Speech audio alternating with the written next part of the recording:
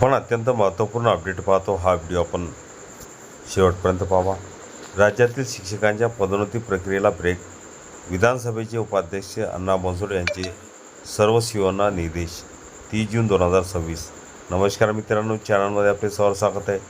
तत्पूर्वी आपण नवीन असाल चॅनलला आता सबस्क्राईब करा, समोरील बेल आयकॉनला क्लिक करा. निश्चितच नवनवीन अपडेट अखिल दाबुसर क्लासेस चॅनलमार्फत सतत आपल्याला पाहायला मिळतील. पाहूया सविस्तर.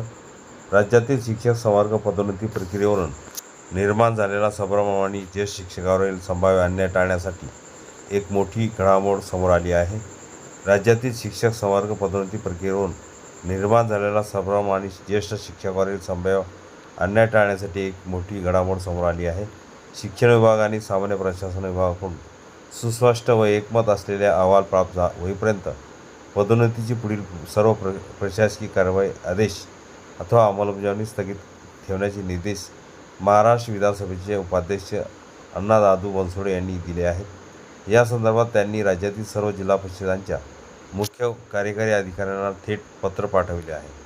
जिल्हा पदोन्नती समितीच्या बैठकीच्या दिनांकास पात्रता पूर्ण करणाऱ्या सेवाज्येष्ठ शिक्षकांचा समावेश करण्यात यावा, अशी मागणी राज्यातील अनेक शिक्षक संघटनांनी लावून धरली होती.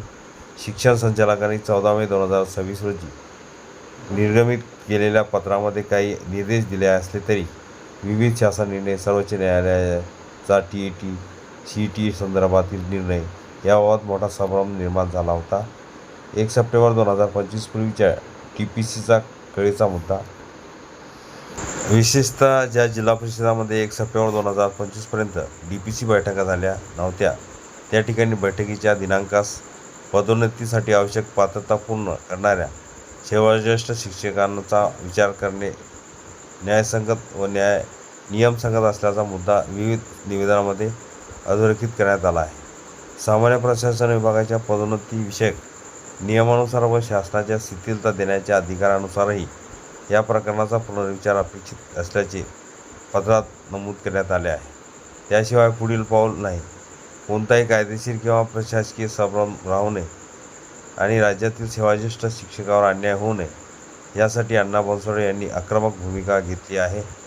त्यांनी शिक्षण विभाग व सामान्य प्रशासन विभागाला सर्व संबंधित शासन निर्णय, न्यायालयीन आदेश आणि पदोन्नती नियमाचा अभ्यास करून सुस्पष्ट आणि एकमताने अहवाल सादर करण्याचे निर्देश दिले आहेत.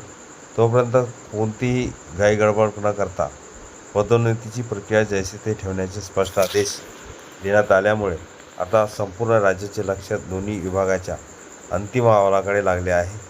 राज्यातील अनेक संघटनांनी याबाबत शासनाने योग्य तो निर्णय लवकरात लवकर घ्यावा, जेणेकरून शिक्षकावर कोणताही अन्याय होणार नाही, अशी मागणी केली आहे.